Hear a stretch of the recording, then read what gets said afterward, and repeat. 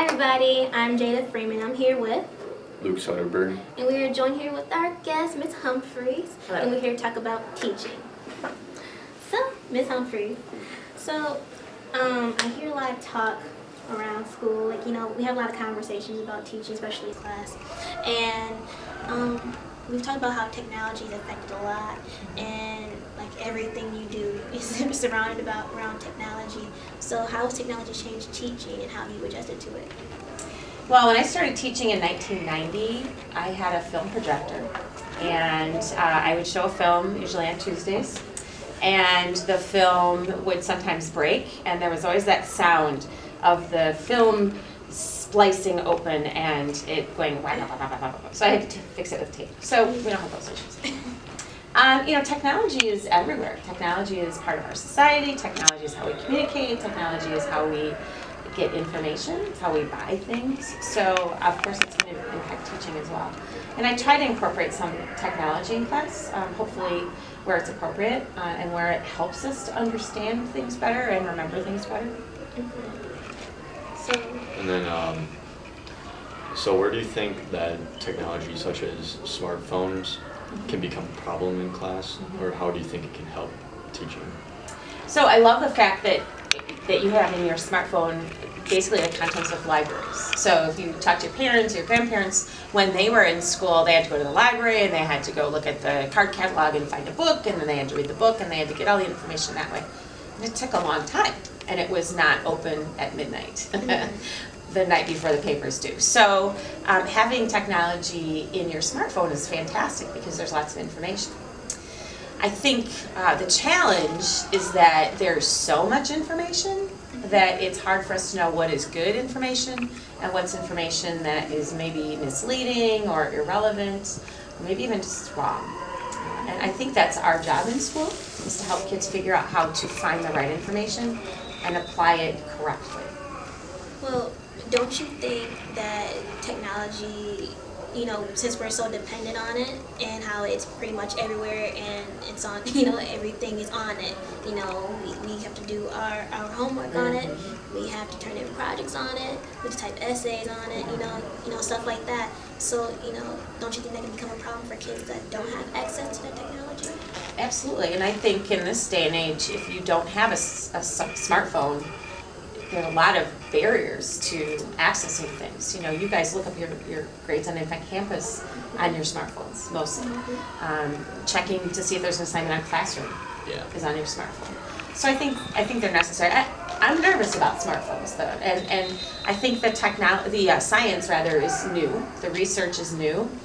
But what I have read is a bit alarming about how smartphones affect children's brains. How you think, how you process information, and even like how much time you're willing to wait to get an answer. They've done studies that look at the effect of social media, where kids put something on social media and they wait for the likes, and the likes release the dopamine into the brain, and then kids just want to get likes, and they're not necessarily worried about the content, they're just worried about the reaction. And that's a little disturbing to me. Like I said, the science is new, and I think it's something we need to keep paying attention to.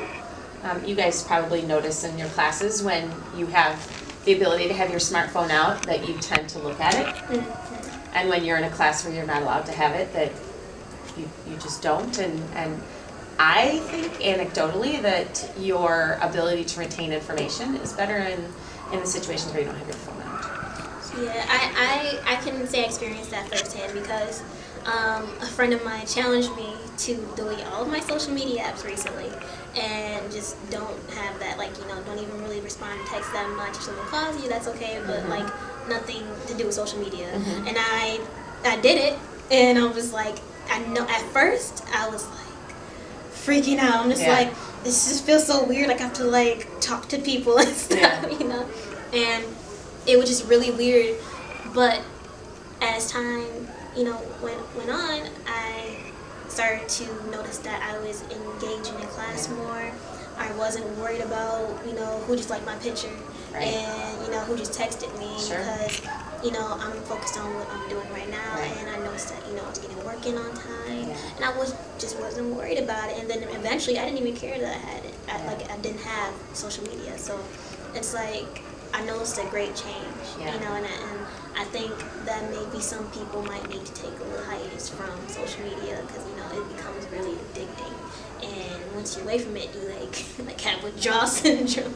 Symptoms and stuff. So, yeah, I just think technology can be a problem in the classroom, Mhm. but it really can also help. But yeah. Going back to the problem with kids having technology, what do we do if a kid doesn't have technology? Mm-hmm. And if they don't, would we just give them worksheets, Mhm. or would we try to have a fundraiser to try to get them some sort of smartphone to be able to do all the things that other kids have and have the same opportunities in?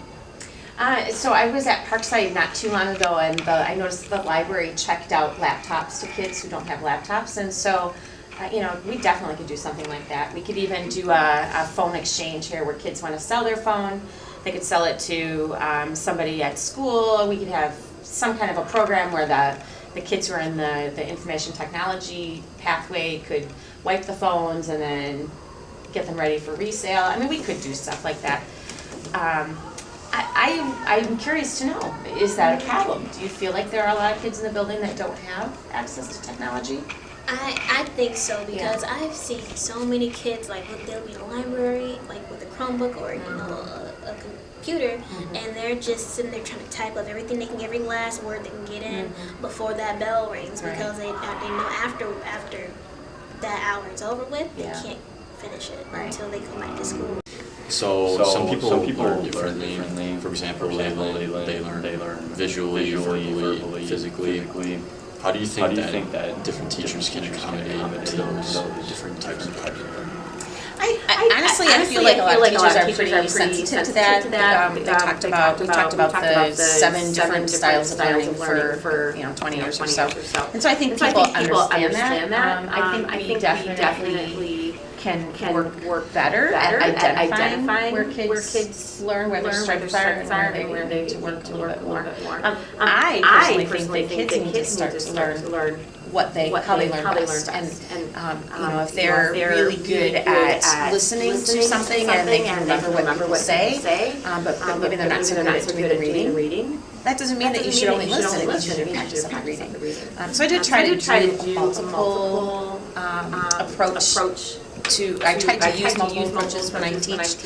For example, if I give the kids content, I'll do a lecture, so I'll talk, but I'll also have the notes on the board so they can see it. And then I have them, at the beginning of each unit, I give them a list of all the vocabulary words so that they can, as the unit goes on, kind of check off to see what they know, which is really what we want. We want people to know how they learn themselves and to pay attention to how they learn.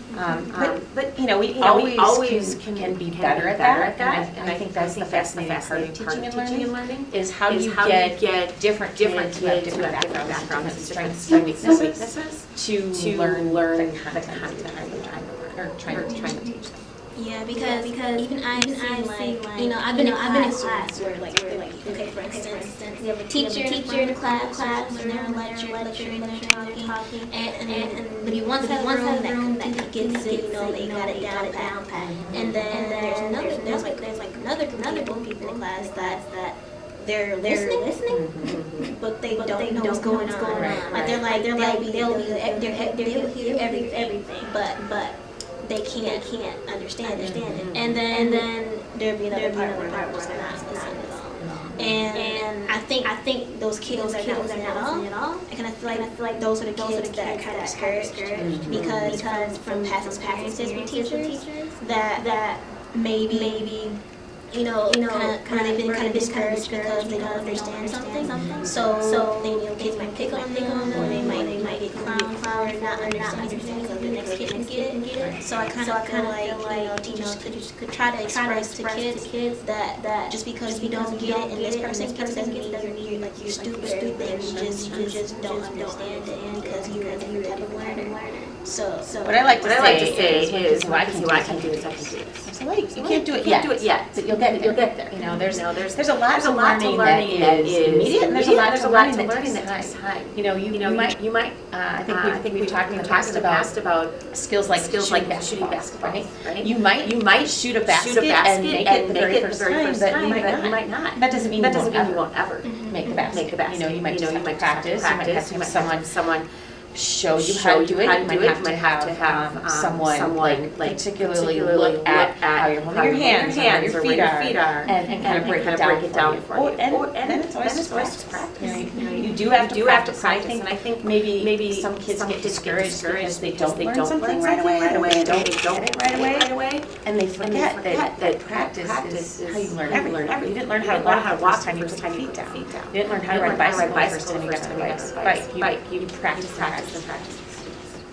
Especially in like different IB classes and with like almost like competitiveness because all the kids are very smart and me personally like some of the things in my classes that I don't get the first time it's sometimes I feel it's embarrassing to ask. You know, like why I don't get it. I know some of my friends they ask all the time, and then people like make fun of me like, oh, why do you get it? Are you stupid? You know, it's just it's sometimes be like the pressure trying to ask a question can be nerve-wracking. Yeah, it is. And hopefully people get more comfortable asking questions because nobody knows the answers to everything. And hopefully you get in the habit of asking questions, you get comfortable asking questions because that's how you progress as a human being is figuring out what you don't know and finding out the answers that are telling you. yeah, because I used to shy away from asking questions as well. And you know, over the course of the years, I've started to realize that you know, maybe I don't understand this. You know, so maybe I need to ask a kid or a teacher. And you know, just by asking, you learn that wasn't. So I embraced it. You know. So yeah. Great. But that's it. Thank you for being here. Thank you for inviting me. And we are happy to have this conversation. Thank you. Thank you.